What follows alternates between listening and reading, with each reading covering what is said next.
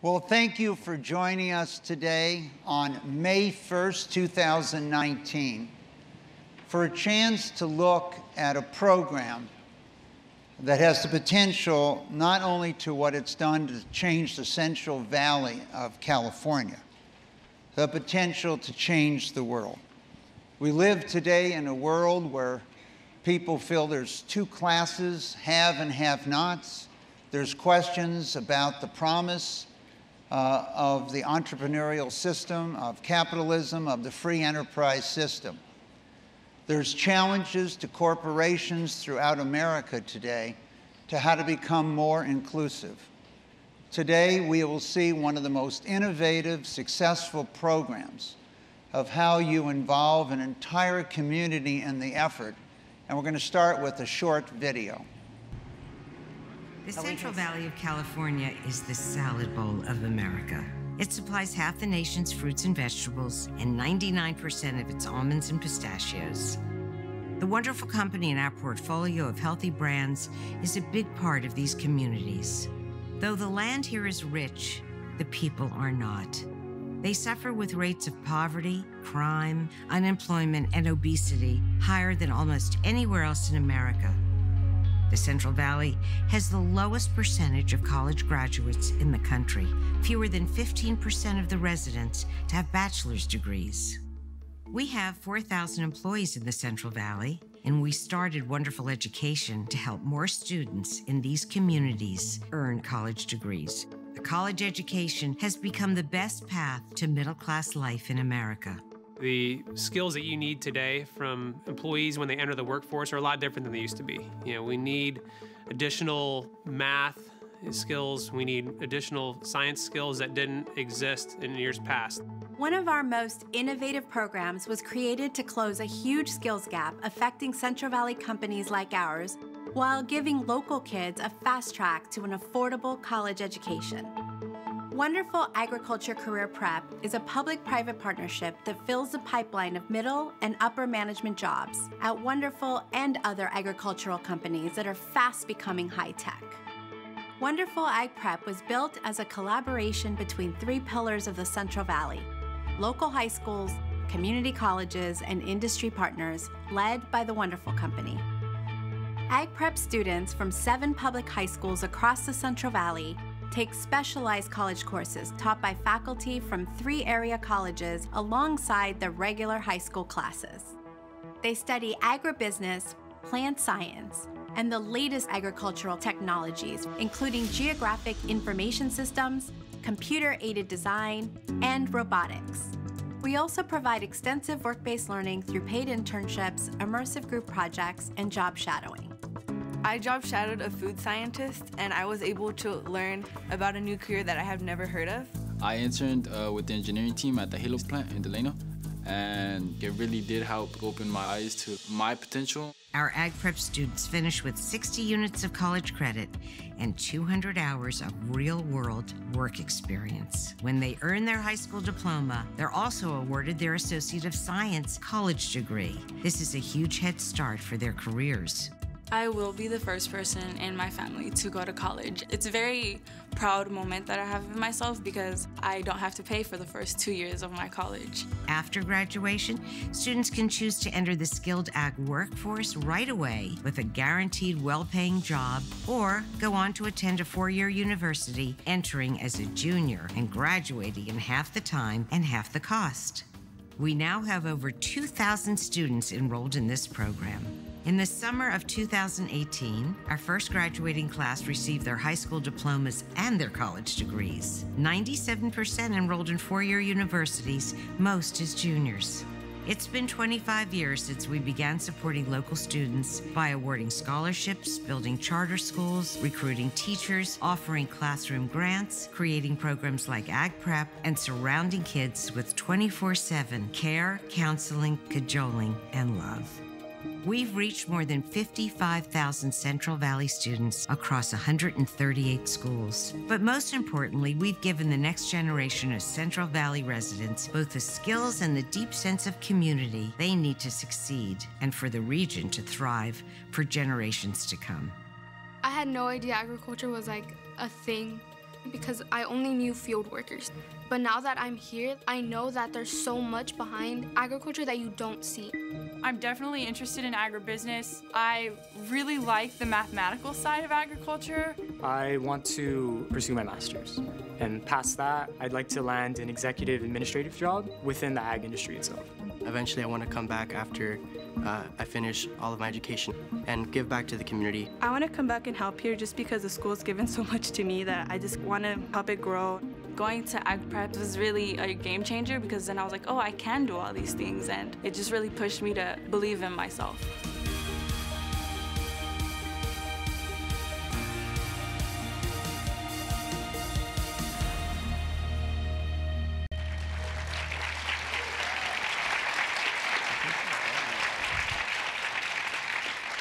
So joining Lynda, who's just the vice chair, co-owner of the wonderful company, we needed a little support today. So Victor Gomez, who goes to Cal Poly Luis Obispo, has joined us. So thank you for joining us. Logan Stout, who's a junior at the wonderful College Prep Academy, has joined us. And Noemi, who runs the wonderful education program for the wonderful company, has joined us. But Lynda, I'd like to start, if I could, with you. Ag Prep helps satisfy this growing need for qualified talent in the agricultural industry that we need. Do you see, and we have many people from around the world here today, not just in the United States, do you see what you're doing as a model that can be replicated, that other agricultural companies and other types of businesses can follow and should follow? The short answer is I do. The long answer is that we've created a model for early college that can be used for many different industries, because in next year we're going to start a similar track for education because we can't find qualified teachers and we have to build our own pipeline. But the problems that we have, because ag has become a very technologically driven business, is common to the world today, and no one can find teachers in America anyway. I don't know about other countries, and so why not do this for healthcare? Why not do it for logistics? So I think it is the type of thing that other people can learn from, and I hope that they do.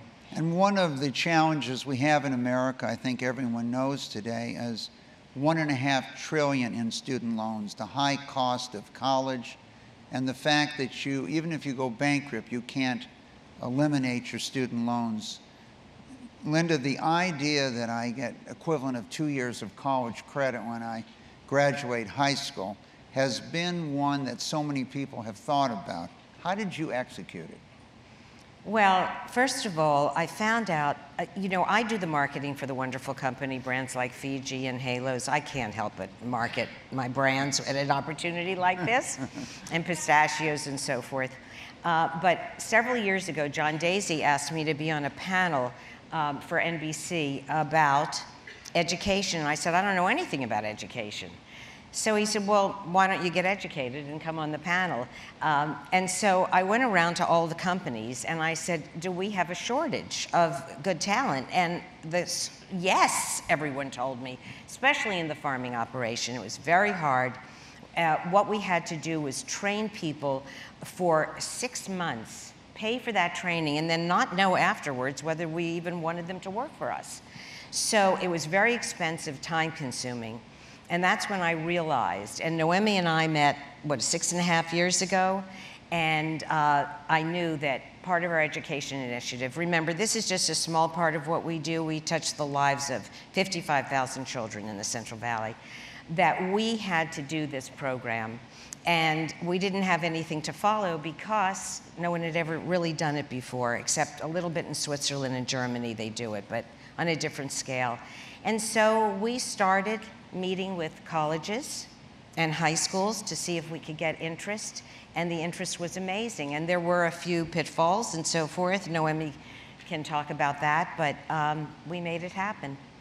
So Lynda, you over the years were one of the leaders and still are in marketing and advertising, etc. But one of the things, that I learned after so many years of supporting medical research, more as a donor than in a hands-on operator, beginning 25, 26 years ago, is that the talents that I had in business were I needed to deploy and be actively and personally involved, not just support financially. So after decades of philanthropy in so many areas, in many ways, some people think this is a second career for you, but to me, it's really a continuation of your career, but a refocusing of your time and effort. Tell us a little bit about what inspired you to do that. I got tired of writing checks and not seeing any value in our philanthropy. I couldn't follow through to know what President Carter was doing in Africa or Clinton was doing in Africa or so forth. And we were just writing checks, and some of them worked out well, but some of them didn't. And I had an epiphany 10 years ago where I realized that I had to do something meaningful in my life to give back. I had to change the world in some small way and use my business acumen to do it. And I wanted to be boots on the ground. I wanted to be deep into the issues. I wanted to know the people that were receiving the money. I wanted to make sure that our investment worked out. And that's when I started my work in Lost Hills, which is a small community that we adopted. I had no idea what I was doing. I may be a professional in marketing, but I certainly didn't know about philanthropy. And so I started out very small in this little town of Lost Hills. But eventually, the more we did, the more my team grew, the more we did, the more lives we touched, the more we realized we had to do. It wasn't good enough to just put the streets and lights and community center into a town. What happened to the education in that town? Well, that town had the worst education in the Central Valley. Was I going to stand by and let these people I loved send their kids to a school where they didn't understand math or English in the 8th grade? Only 10% were proficient, so we opened a school. And then I realized, well, these people aren't going to live past their 50s if we don't do something about the raging diabetes and obesity in the Central Valley. And that's when Andy Anzaldo and I and Larry Wolk started our free health care for all of our employees, their families, and now our clinics are in our schools. And so I don't want to leave this, thank you. I don't ever want to leave the Central Valley with my work, but I hope that the message gets through that industry can do so much. And if you treat your philanthropy as a business, if you do your research and don't think that you have the answers for people that you just met, if you really do a deep dive into, and my kids know we do research all the time and we teach them how to do research for what they want to do, then you get the answer. And from that, you become partners in the solution rather than talking down to anyone. So Lynda, I can testify firsthand as we visited the schools.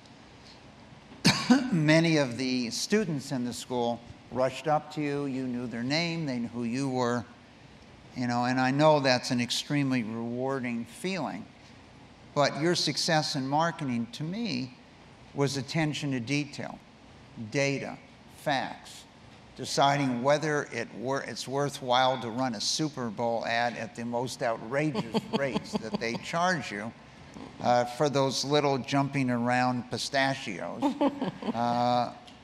But it's all based on data and what the response is. And I think it sounds to me like what drove you in many ways is that you didn't have a 360 circle.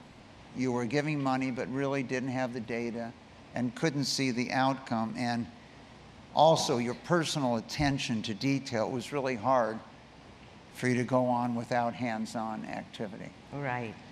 So, and Mike Milken's been one of my great role models in life, because he is the most effective person I've ever met in my life. Well, I don't know about that. We had dinner on Sunday night, and now Lynda's giving me up for Christian Lagarde in this area, so I'm going to have to be careful on who I bring to dinner. Unless you can do synchronized swimming like she can. So I want to switch to Noemi on, you've had some pretty interesting challenges in your life. So you've come to wonderful education, ag prep, but you came from just an even more challenging situations in some ways from the Chicago public school system. Are there any parallels between the two that you could give us? Anything you learned in Chicago you've been able to apply in your new position as the head of education at the wonderful company? And is there anything someday we could take back to Chicago from what you've been able to do teaming up with Lynda here in the Central Valley? Well, Lynda may be giving you up for Christine. I give up Brom for Lynda any day. So I'm Team Lynda all the way. I will say that having worked in Los Angeles, Denver, Chicago, what was really different about coming to the Central Valley is the isolation and the need, but then the work ethic and the gratitude and the appreciation of the people of the Central Valley. So where oftentimes, you know, the problems are big all throughout our country in education, but by doing our research, by getting really close to the people, which is a big difference in this job, is that I'm not in an office talking about ideas, trying to create systems. We're able to be very innovative and flexible in the wonderful company, set a standard, create a program, and then quickly go to the people, and the people welcome us. They are hungry for the resources, the support, and the belief that we have in them. And so I have found that we have moved much faster because of, in a sense, that isolation and that neglect, that we've been able to fill a gap and been able to create proof points that actually I've been trying to do for 20 years. Set the standard, create the proof point, and now we're starting to see 5-6 years into this work, a ripple effect happening in other surrounding communities that are close to the work that we've done in our communities. Could you give us a couple specific examples of where, whether it was Chicago, LA, wherever it might have been, where you saw an opportunity, but the structure didn't let you take advantage of it versus here, as a lesson to be learned for these other communities? I mean, I would say that's the case in, I haven't worked in an urban setting where that wasn't the case, where there are just so many roadblocks and sort of systemic hurdles. It doesn't mean that there aren't pockets of excellence in Los Angeles and in New York and in Chicago, but here I feel like we are able to spread our work more quickly and go deeper. The ag prep program, for instance, one of my concerns because of the background that I had was that the teachers union would rise against our model, because here our model was going to the community colleges and asking the professors of community colleges to come in and teach coursework at these 7 high schools.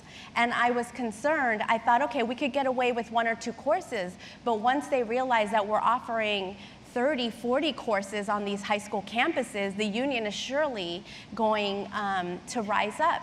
In fact, the teachers care so deeply about their students that they saw this as a game-changing, lifelong opportunity that the students were getting by graduating with this degree, that the teachers were 100% on board with us and were flexible and willing to change their teaching schedules in order to make this happen. I think that was a big surprise for me, and there are several examples like that where because we're bringing support and it's real opportunities and tangible benefits for the lives of these students.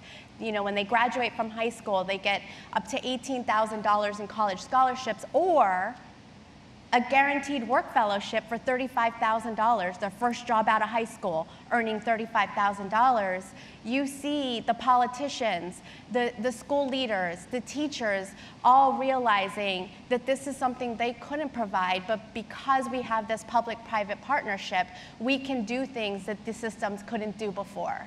You know, one of the last question I want to mention, following up on this point, there was a movement a number of years ago by leaders in the education community to start school a year earlier, focus more on early and jettison what we think of as 12th grade. And so just move it earlier.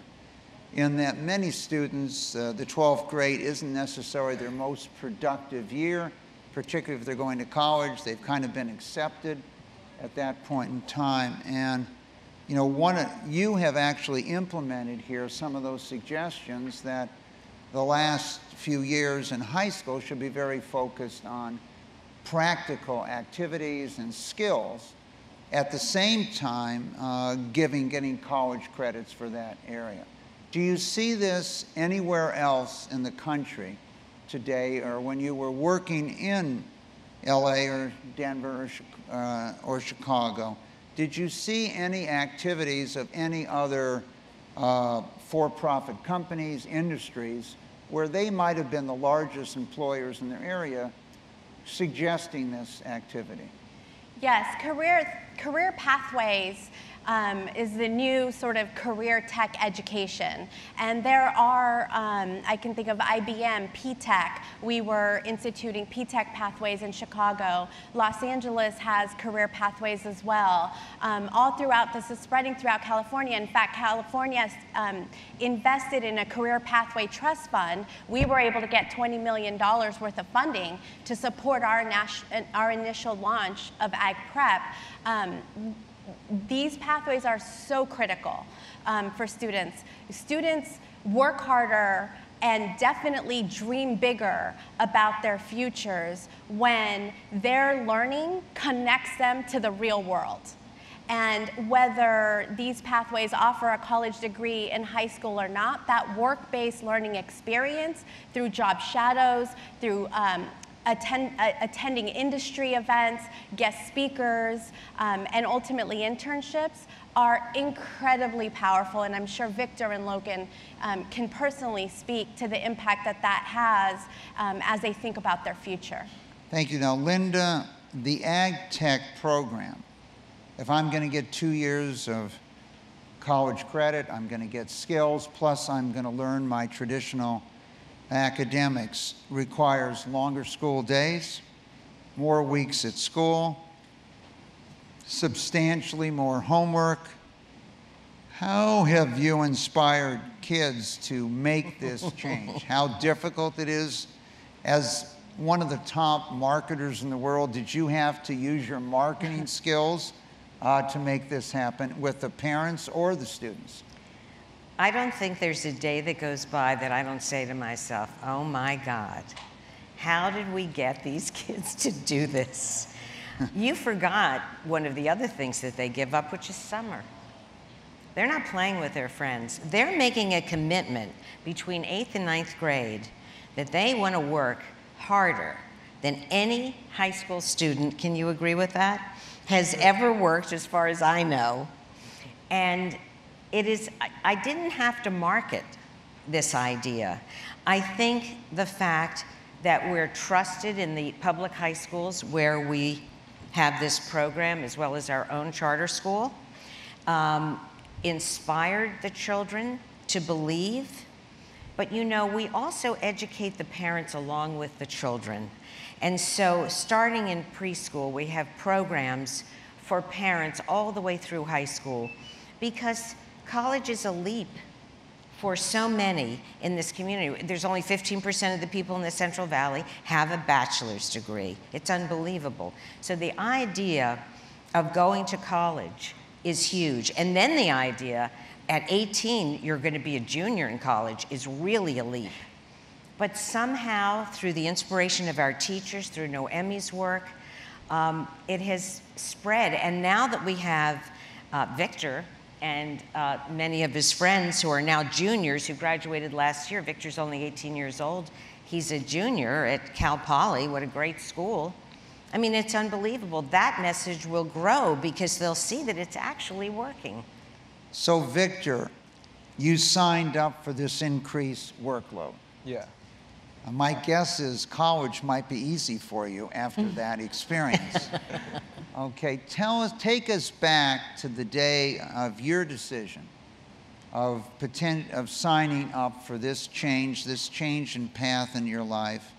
Kind of take us through the years and then take us to college and how well prepared were you. So take us back a few years when you had to make this decision. Well, I was 13, and it was like the first year, because I was the first graduating class, so it was not heard of, and is not like I could have asked somebody else, like, oh, how was the program? Because I was going to be the program. So I just sort of trusted the program, and then I told my other friends, and so we all did it. And so I guess we were just, because we were sort of like the guinea pigs, we were like, okay, we're going to take this class, and then this class. And so it was very much just, we were like Bird Box. We were just trying to feel our way there. But I feel like now we have more of like, there's a path to follow. And so now, like for Logan's class and all the other cohorts, they know what classes to take what year, because they know that, okay, chemistry is a little harder and stats is a little harder, so we should not take them the same year. We should take them separate. We should offer more tutors for that class or more tutors for that class. And so it was more just now there is a path. And I feel that because of ag prep and we were taking all these different college courses on top of high school classes and still trying to be in activities, in clubs, and have a social life, because you can't just be stuck in your room grinding out homework. You also have to be out and about and going to places.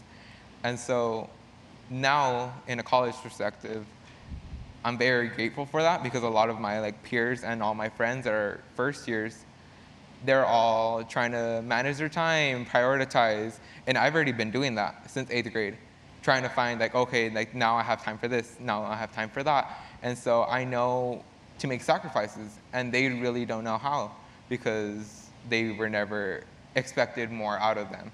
And I feel like I'm very grateful for that prep program, because it prepared me so much.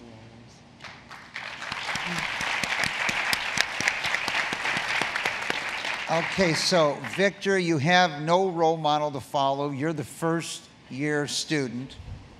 They've asked you to follow a path that no other child living there has ever followed. You've got to figure out how to balance your workload. I can imagine doing well in all courses was difficult. What was your GPA in high school?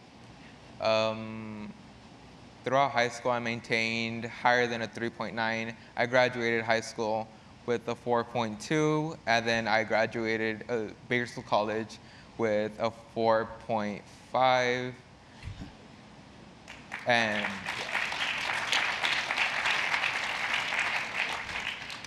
now in and college? Your first year? And my first year, I'm at Cal Poly Slow, so we're a quarter system. Fall quarter, I had a GPA of a 3.75, and then winter quarter, I had a GPA of a 4.0. Thank you. And that's with all upper division coursework. All of my classes are all juniors and seniors, all 300, 400 level classes, because all my GEs are out of the way, and so they're just major courses and just upper division. So Victor, I know many years ago I launched these after-school programs, 25 or 26 years ago, and particularly the communities were heavy Latin American, Hispanic, and many of the families asked why should their students be going after school to a program. How was the interaction at home and the making the decision? What was the discussion around the dinner table or over the weekend as you were about to make this decision? And once everyone understood what a commitment it made, how was your interaction at home with the family? My parents really supported, and they very much pushed the program. I don't want to say that they pushed it on me because it was very much my decision because I did want to follow through with it. But my parents were there the whole step of the way when I was up late nights studying for chemistry or studying for stats or just preparing for a big presentation that I had the next day.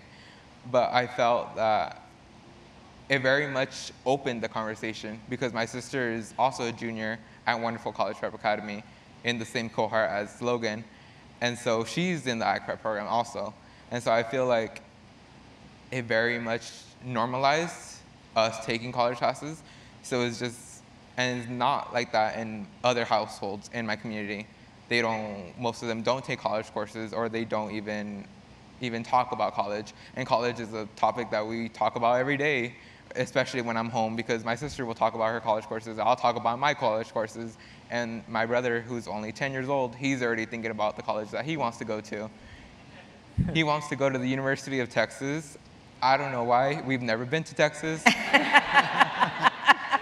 He's go Longhorns all the way. I don't know why. But it very much opened up the conversation, and I'm very grateful for it. So one last question. Tell us a little bit about your parents, their own education, their own educational experiences from your mom and your dad. I am a first-generation college student. My dad, his education level is a sophomore in high school, so he never finished high school. My mom, she has her high school diploma, but that's it. And so they have really big expectations for me. And I feel that as I'm continuing to pursue my higher education, I feel like I'm accomplishing them, and I'm doing what they couldn't. And I'm very proud and very grateful that I am in this position that I am, because I feel that every day, even just being here, my parents are very proud, and my dad talks about me so much. He talks to his bosses, and he just talks about like, oh yeah, my son flew from San Luis Obispo to Santa Monica because he's gonna go speak at the Milken Institute of Global Leaders.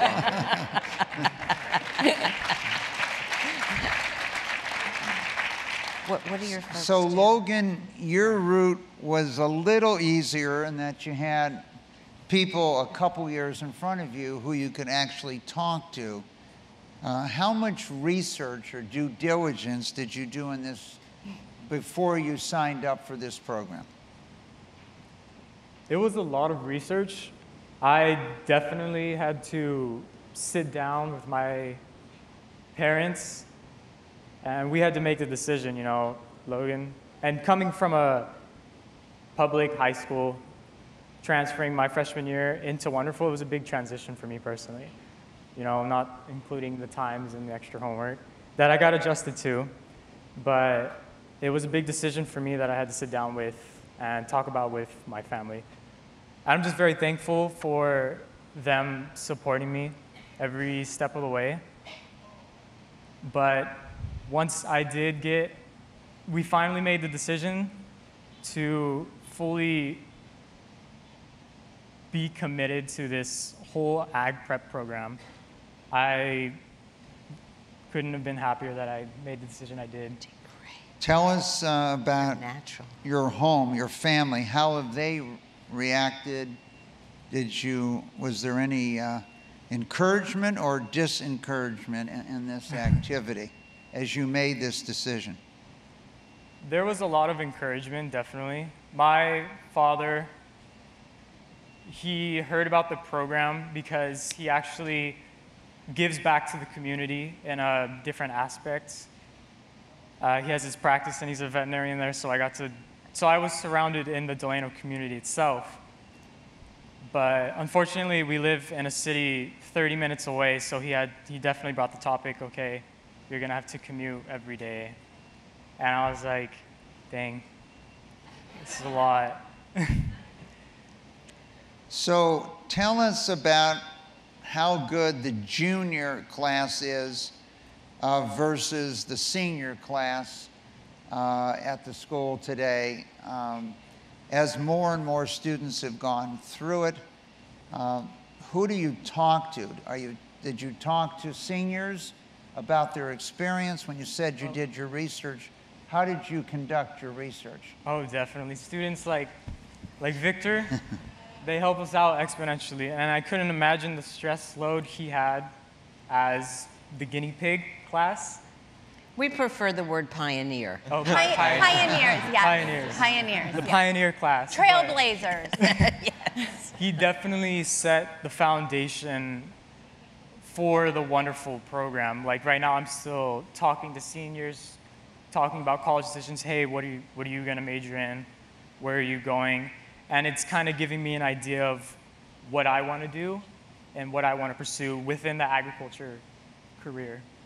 Which areas have been the most interesting to you as you got to interact with basically people that work in the industry and work in the ag tech industry? What has excited you about that? Definitely agriculture as a whole has been a very keen, I've always had a keen interest about. The agriculture or the wonderful college prep academies even offered job shadows where we get to actually go in the place and shadow a worker in the field. And personally, my group and I, we got to shadow a salesman, and I wasn't aware how stressful at times their jobs can be, where they have to push the product through. And it really sparked my interest in just sales and communication between clients and the prospective clients. So you were surprised that this healthy product just doesn't sell itself. Yes, I didn't see so much pressure on the salespeople, but I think they kind of go unnoticed sometimes, that they kind of need, you know, a job here and there from just anyone in the office. Logan, tell us a little bit about your family. My family, my dad went to get his doctorate. He is a veterinarian, so that's always fun being the son of a veterinarian. I have my mother who got some college done but didn't get her associates. An older sister that hasn't completed college yet. I always tease her because I always say I'm competing with you, even though I'm in high school. I have an older brother and then a younger brother as well.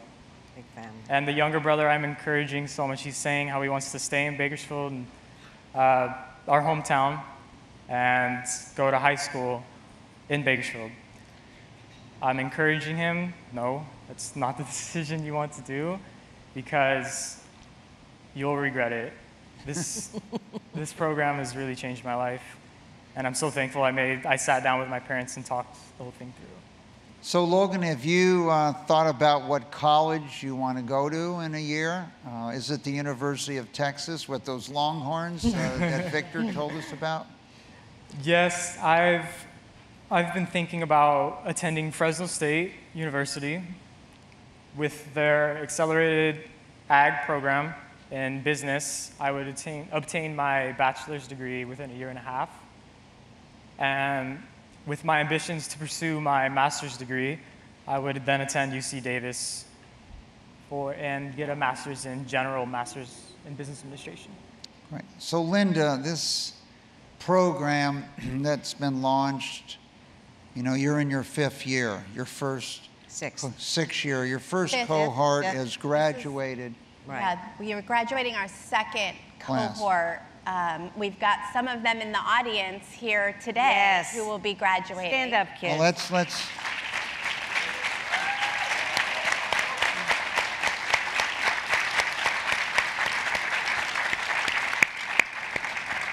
And then Logan, with a few of his friends who are here, will be in our third graduating class. Stand up. Thank you, guys. So 6 years. There were a lot of successes, but I'm sure there were challenges along the way. What modifications, if any, have you made along the way, or are you planning? Lynda? Well, math is always an issue in education, not just for ag prep, but for all of our education initiatives, because we have preschools all the way through high school. So that is something that we all struggle with, to make sure. I don't know why. Of course, Mike came up and taught a math class at 3 of our classrooms, and it was a huge hit. They wanted him to come back. I told him he has a day job. He can't come and work for us. But there have been issues, but the Ag Prep program is so adored by everyone that's involved in it that I don't think there have been as many stumbling blocks as there have been for other issues in education. Because going into a new district that already has a school can be wrought with issues, even if you know, the school is there, they're not performing well, and then we try to work with them and they don't like help from the outside and so forth. But I must say, it's almost as though an angel is watching over this work. And maybe Noemi can talk about the pitfalls better than I can, but you know, you don't let them get to you, because we have a goal. And our goal is so important that we let those things go by and we just fight them as we need to until we move on. Yeah, I would say that Victor is one of 86% of our graduates are first generation, college bound. So from the very beginning, Lynda said it's very, very important that we do college early. And the early college research shows that that is going to multiply not only their desire to go to college, but their success once they get into college. And Lynda really said, I want them to earn that 2-year degree by high school graduation. And I gulped. You know, I mean, no one in the Central Valley, no high school in the Central Valley was offering college classes to high school kids. I had done some early college in other places, but not to a 2-year degree by high school, by the high school graduation. But we moved forward, we set the bar really high, and we found partners who were, like Victor, willing to trust that we were gonna make this happen, and we made sure everybody knew that resources was not going to be our problem. If we needed tutors, we were gonna get tutors. If we needed extra support, we were gonna get it. If there were financial barriers, we were gonna overcome them. In the end, it wasn't a model that was very expensive at all. I think it costs about, at the most, $2,000 more per student, and a lot of that was grant funded. But I think the challenge was, we're still working within schools that are not high-performing schools. That is still our reality today. So we just, like we do in the business, you know, we develop key performance indicators, we make sure everybody's clear on those goals, and we focus on continuous improvement. So the first graduating class, Victor's class, of the freshmen that came in, 60% earned their associate's degree. Is that a failure? No, because the number was 0 before Victor's class. But how are we going to make it 65%, 70%, and get to 90%, 100%? And that's what we've been doing, and every class thereafter has been doing better and better, and the schools are adapting and getting better math teachers, coming to training, doing the things that they need to do. So let me maybe take your approach a little differently.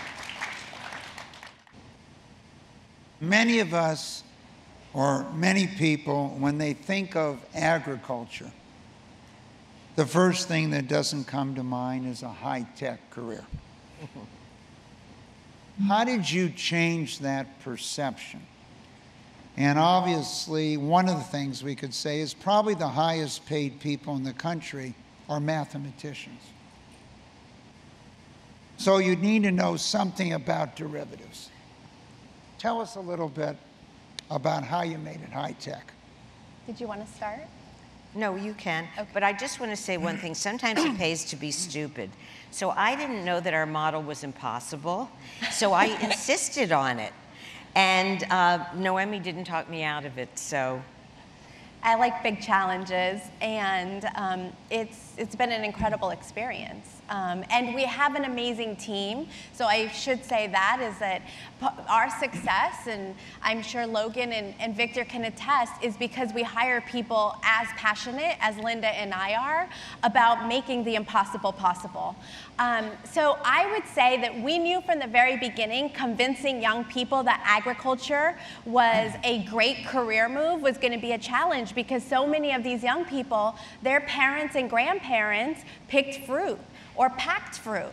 And so to say, no, you're going to be working with robotics and drones and, you know, the latest technology, we had to show them. And we didn't wait until 12th grade to show them that. We started in middle school. And so we started by doing an overnight summer camp where these 7th graders went on to the college campuses, spent the night, and they were immersed with the latest technology in agriculture. They were doing simulated they were on tractor simulations. They were learning how to weld. They were learning how to use computer-aided design software in 7th grade. And then we started STEM electives in middle school. So then when we went to recruit the 8th graders to join in 9th grade, we already had at least half of the kids sold, and then they brought the rest of their friends with them. But we had to keep doing that all throughout high school, because when chemistry and math got hard, when they got D's because they're in a college class, or C's, and their friends are getting A's or B's, we realized, no, we need to keep immersing them in agriculture. We need to keep immersing them in the workforce so they really understand. And the biggest takeaways from job shadowing, from the paid internship, Victor has great takeaways from his internship. They realize, wow, you really do need math. I didn't realize how much you have to plan ahead of time to be successful. Communication is key. If you don't have a team, you can't go anywhere in this business. I mean, those are the takeaways that 9th, 10th graders have when they get to go and see the real world of work. And then that drives them to even greater academic success and solidifies their plans for the future. Whether it's in agriculture or not, it is all making our place, our world, a better world. So Victor, what class was the most challenging? And what was the most exciting to you, most motivating? For me, my most challenging one was chemistry. I don't know. I just felt like it's a very hard subject, but I'm very glad I got it out of the way now, like back then. Well, Victor, I want you to know my wife, Lori, who's here today. We took chemistry together, and after about 2 weeks, she decided to check out. So we fully understand that challenge. There's a lot of math that you discover in chemistry, too. Yes, and we put them in chemistry as a college class. We learned our mistake, and now our students take chemistry as a high school class before they take the college level chemistry. But Victor suffered through one of our early. I think I cried emailing my professor 3 times because I couldn't figure out a solution. I was online, and I didn't have internet at my house at the time. And so my mom dropped me off at McDonald's for an hour, and I was supposed to finish all the homework in an hour, and I didn't know how to do it, so I was crying at McDonald's. I cry at McDonald's every day. So Victor, let's go to the other extreme. What class did you say, boy, this is a blast? This is really exciting. I can't pinpoint one of them. I feel like all my ag classes were so interesting. And then now, even in college, all my ag classes are even more interesting because they just build off of what I learned during high school. Like if it was my ag economics, that was very interesting during high school. And now I'm taking an upper division type of thing of ag at college. And so now I see the real world implications of it and how it's being applied everywhere. And so all of the ag classes, I feel like they were just so interesting and they were so real, and you could connect to them in such a way because they're talking about food supply, and that's something that we all need, and we're all always thinking, how do we increase it? How do we plan for the future? Because the population is growing and growing. And so I just felt so connected to it. So Logan, what was the most challenging class you've had over the first 3 years or so, and 2 years, and for yourself? And what class did you say, boy, I sure made the right decision getting involved? Well, so far, my most challenging class would probably be agriculture sales. Our professor was really, I wouldn't say strict or harsh, that's probably not the correct word, but she was a lot more tough than regular professors. She would often make us create prototypes of this product to sell, and we would have to sell it to her. So we had to create, a business plan, how we're going to market it, everything from the dimensions, and virtually create your own product, and we had to sell it to her. It was a lot of late nights and wanting to shed some tears. But I got through it, luckily, and my classmates, with the help of them, we all got through the class. The most challenging? Oh, that the was most the fun one? No, that was fun and challenging. But the most fun class is probably one I would be taking right now, which is crop science. It definitely goes hand in hand, and personally what I've learned working in the fields with whether that was my uncle or close relatives, and what I will need to know in the industry itself. But it's really fun, it's hands-on. We're actually growing our own plants and stuff and testing pH, so it's really cool and interests me. Thank you. So Lynda, a big part of this program was employee mentoring. Did you face challenges getting one-year executives or other employees for buy-in to the program, their interaction with the students, et cetera? Tell us a little bit about that experience. That's a great question. The enthusiasm of our staff who have very challenging day jobs to be part of this, to help write the curriculum for our program with the college professors, because we're on the line in our business, and we know what's needed. We're on the forefront of technology in everything we do, from measuring every nitrate in every tree. There's 20 million trees in the Central Valley that are part of the wonderful company, and we're very mindful of our resources. And I think that the college professors had a lot to give, but they also had a lot to learn. So we educated the college professors along with their work so that they understood what the needs are in contemporary ag businesses.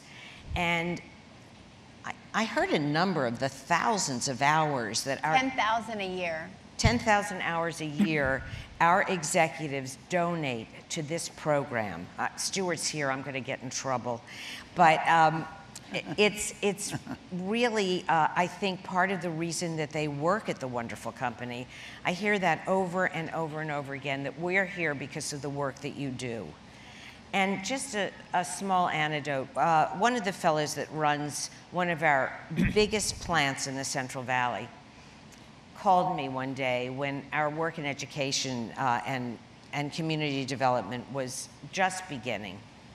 And he said, Lynda, I've worked in this town for 25 years, and I've driven down this highway, and I never looked left, and I never looked right, and I never thought about the people that we were impacting. You've changed my life. And so we do it for all these reasons. I think, Lynda, one of the things,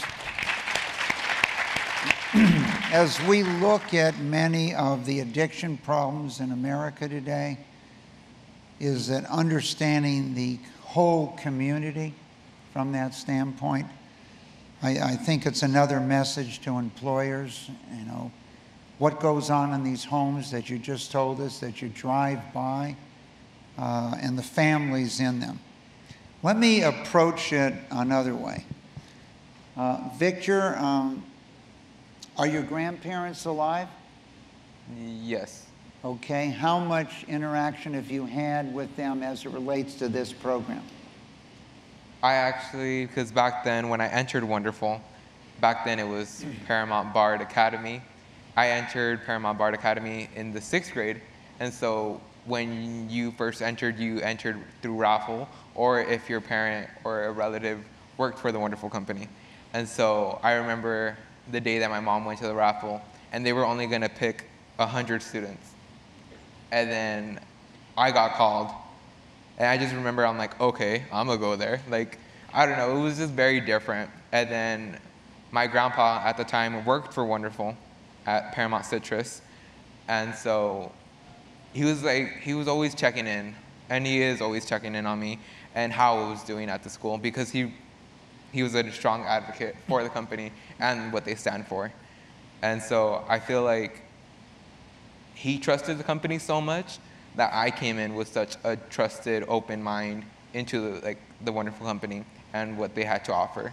And so I'm very grateful for my grandpa. I'm very glad that he's still alive, and I often look up to him for countless advice. Oh. Logan, how long has your family lived in the Central Valley? On my mother's side, she's lived there her entire life. She grew up in a smaller town, even smaller than Delano, believe it or not, called Early Mart, just 15 minutes north. My father was born in Utah, did his studies in Colorado, and then he said, I don't like the snow. So he thought of the warmest place, which was California, and he opened his practice. And he's had his practice for 35 years plus now. So Lynda, your passion, in many ways, Lori and I first went to Singapore in the 70s. As you reflected on Singapore, excuse me, one of the things we felt in looking back is the leader, Lee Kuan Yew, looked at the citizens of Singapore in many ways as his extended children. Yes. Many other leaders in countries that are developing and growing, unfortunately, are much more focused on them and their immediate family often than the citizens of their own country. And so in many ways, Singapore is an extension of Lee Kuan Yew as his family. There are other companies that dominate the employees in their communities around the world. And I think we can't help your passion, everyone's passion on this panel, focused on a sense of community and what you can do for the community. It must give you enormous pride, but I know you, what's next? What haven't you done? Okay, you've replaced the food, the after-school programs, education. What next can we expect from the wonderful company in the Central Valley? Well, we want to start another charter school, and it may be a public charter, which, all charters are public charters, but it may be an immersion with an existing high school that would allow us to come in and do a partnership, which would be the best of all possible worlds. So that's one thing. Of course, I want to get every child in the areas that we serve to start with us in preschool and work all the way through. So there'll be an expansion in that area. I just am preparing a 20-year budget and master plan for the work because I'm extremely old. Thank God for modern science, I don't look it, but I am. And I know that I want this work to continue. So my staff and I have been working on a master plan that will take us through, maybe perpetuity, so that if something happens to me, I'm run over by a bus, because I'm always running around buses, that I know that the work will continue, and that is a big job, you know, to figure out where you're going to expand, what is your, what kind of employees will you need, what is it going to cost. I mentioned a number to Stewart last night when we were in bed, and I ended up on the floor this morning. I don't know how that happened, but we're just, the more you do, the more you realize you need to do. And this year we'll be giving 301 scholarships to college. You know, these children don't go through this program without knowing that we're supporting them through college. So I said to Stewart, you know, we might have 500 scholarships in a couple of years. And, you know, those are the things that we don't let these children go to college without supporting them there as well, 24/7, right? Right. In high school and in college, 24/7 with your counselor, always there by your side. So it's growing and growing in the communities that we love. Thank you.